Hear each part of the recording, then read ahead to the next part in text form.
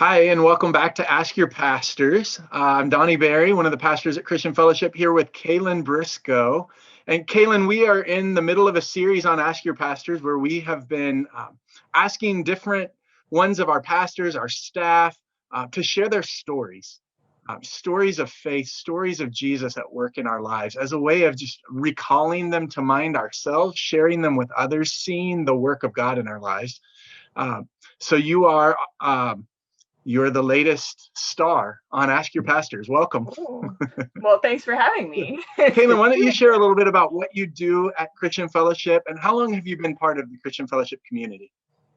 Yeah, so I am the CF Kids ministry director, and I've been doing this for about almost 14 years. In June, it'll be 14 years, which Oh my goodness, is crazy 14 talk. years. I know, right?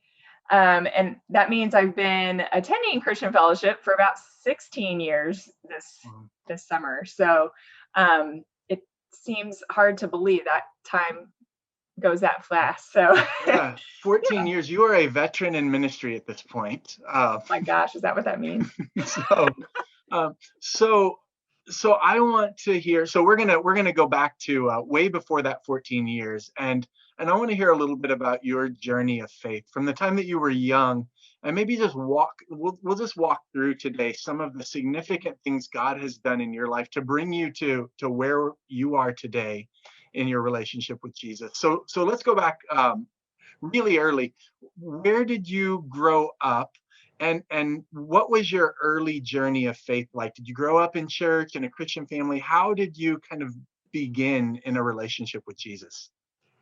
Yeah, so I did grow up in a Christian family. My parents have been in ministry my entire life, still are, and so that was incredibly formative. I grew up at Lake of the Ozarks and Camdenton, more specifically, um, which is it was a one stoplight town, so to speak, until I was an adult, actually.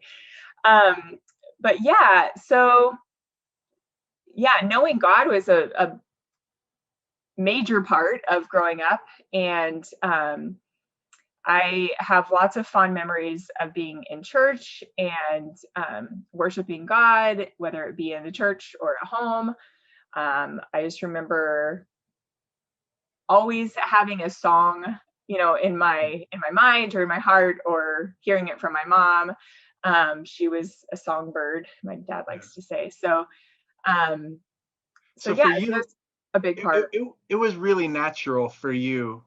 I mean, sometimes we look at what was the day, the moment when you gave your heart to Jesus? Did you Hmm. have that, or was it more of just Yeah. a developing relationship that kind of came naturally in being in a Christian home? Yeah. So, I mean, I spent a lot of time in nature, just growing up, and that was actually pretty hugely formative for my relationship with God. I mean, I really, when I think back, those are probably some of the first moments I remember hearing God's voice, was just being in a setting just alone with God and just being carefree and Yeah. enjoying childhood as a kid, but then hearing God's voice.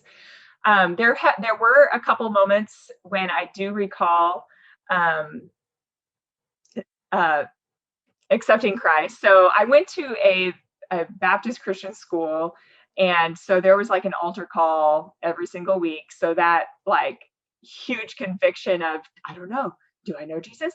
I don't know. Yeah. Maybe I don't, and I need to say it again, was like Yes. every week. So Yes. there was that. I can Um, identify with that angst. Also, growing up Baptist, and that was a very real part of my journey. The yeah, angst of that. right. So So that was really stressful to yeah. me. I don't remember actually experiencing God in that. It was just like a pressure. Hmm. Um, so ironically, it was actually at a pastor's convention that my parents were at, that I remember like saying the prayer and actually meant it from a place of responding to Jesus. Hmm. Um, and hilariously, I find this hilarious because I'm in children's ministry now, but um, might just be how God works. So maybe I shouldn't laugh it off. But we were at this pastors conference. The focus for the kids ministry was talking about missions to children. And God gave me this vision of ministering to children and sharing Jesus with them. And it was like this light bulb just went off. And my heart was just gripped. And I was like, yes, Jesus, that's it. That's what I want to do with the rest of my life. And so that was actually when I say that that's when I accepted Christ as my Savior, but really it was more of a response to Jesus and his calling to me. Wow. So that was, whatever you want to call that. How cool. How old do you think you were? I know how old I was. I was 7. 7 years old. Oh yeah. My goodness. 7 years old. I mean, that's a like call to children's ministry at 7 years old. So, I mean, the roots of what you're doing now, you can kind of trace that back to. Oh, yeah. And I really cool. didn't even put that together until not that many years ago, when it just kind of flooded back to me. And I was like, wait a minute. Well, isn't that funny? Yeah. How cool. Yeah. So as you grew, let's fast forward past 7 a little bit, and some of the very real workings of God in your childhood, to teen years. What were teenage years like for you in terms of what did maturing in Christ in your relationship with him? Were there significant moments for you or things you look back on that were formative for you? Oh, certainly. So I just remember having a huge sense that I was at a crossroads in my teen years. I kind of had a little rebellious blip on the radar, so to speak, there for a few years. And in those times, I just remember knowing that God was never going to let me go. Like, I just remember sensing that I could make a whole bunch of wrong choices, but I was always going to go back to God. Like, I just knew it. And honestly, it kind of drove me crazy, because I was like, well, what if, no, I have control. Like, I know how to make my own choices, So it really annoyed me that God was sovereign, like, at that point in my life. And I didn't have words for that at that point, but it was just like, I can't get away. I can't get away. And now you probably realize the beauty of that. Oh, yeah. Oh, my gosh. I love it. And that's why I'm laughing, because it's like, I love how, he knows us before we know ourselves. And he knows what he's going to do with our lives before we ever can imagine it. And that's really where I was at that point in my life. Was I couldn't even fathom, like, what it was that God was calling me into, how he was forming me. I had no clue. And so I thought that you really had to mess up before God would, like, do something great with your life. That was the story I'd heard. And so I thought it was just like a rite of passage. Like, you just had to make a bunch of dumb choices, and like, even if you knew it was wrong, you just had to do it. And then God could forgive you.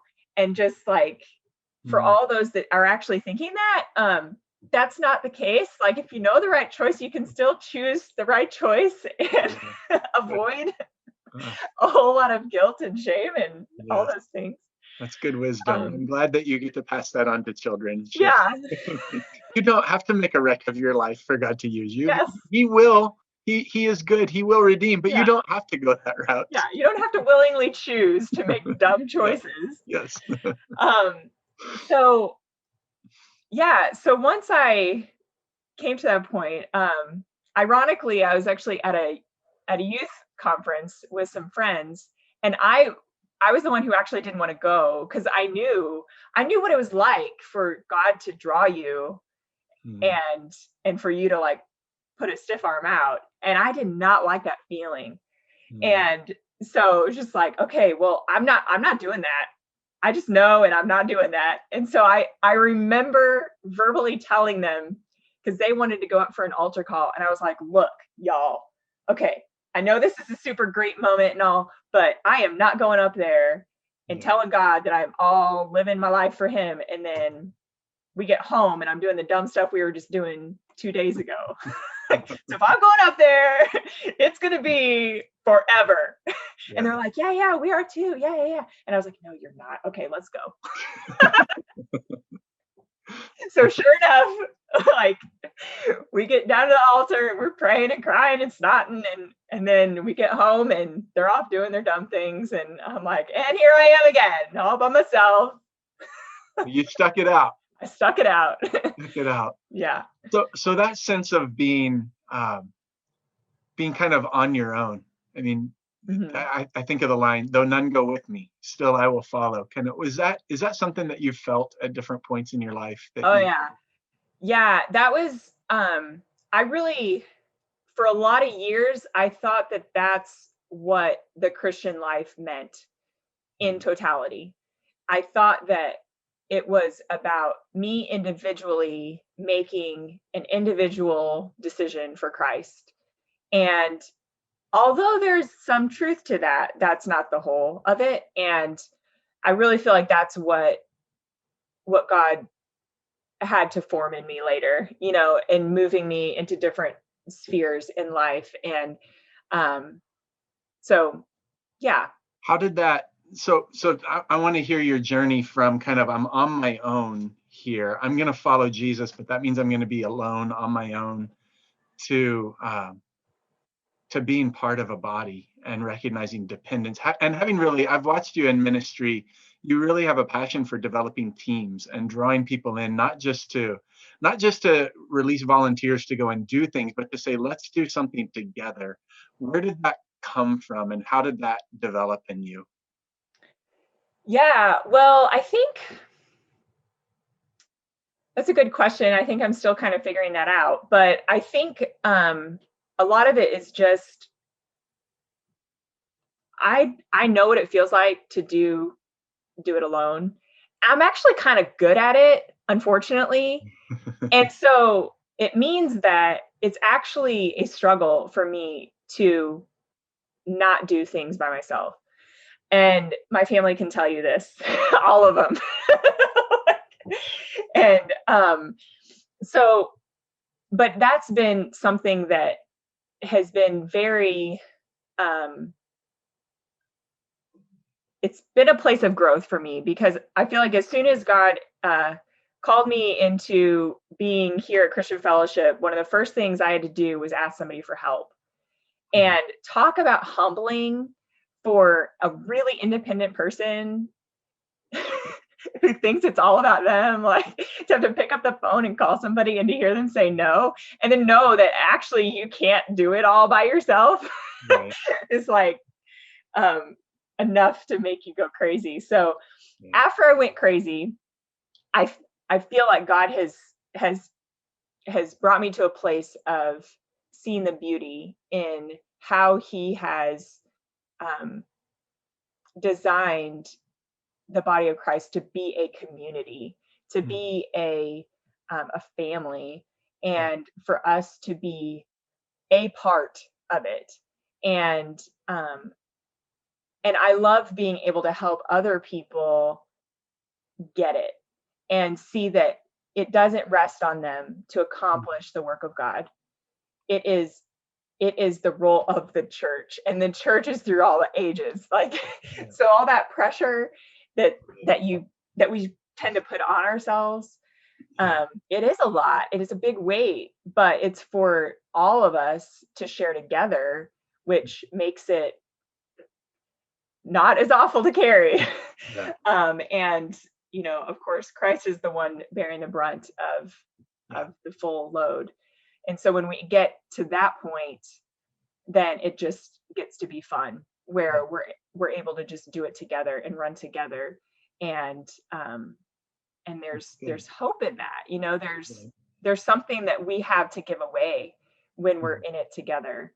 And um I'm kind of done doing things by myself. Like honestly, I kind of came to a point where I had spun my wheels for so many years in thinking, in like kind of getting upset at the fact that people weren't joining me in doing like certain things that I thought were really great ideas.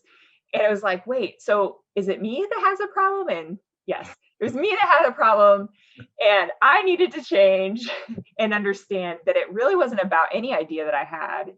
It was about, it's better for us to do this together, whatever this is, you Mm-hmm. know, than for us to do anything at all. If it's just going to be Yeah. me doing something for other people, like it's not worth doing. Right. And so that's why, there's seasons where there's not a whole lot going on, because if the fish aren't biting, Yeah. like we're not doing it. Right. And so, that's a big difference in how I approach ministry, in kind of testing the waters and seeing, okay, like what's God stirring in you? Yeah. Oh, well, let's see. What's God stirring in you?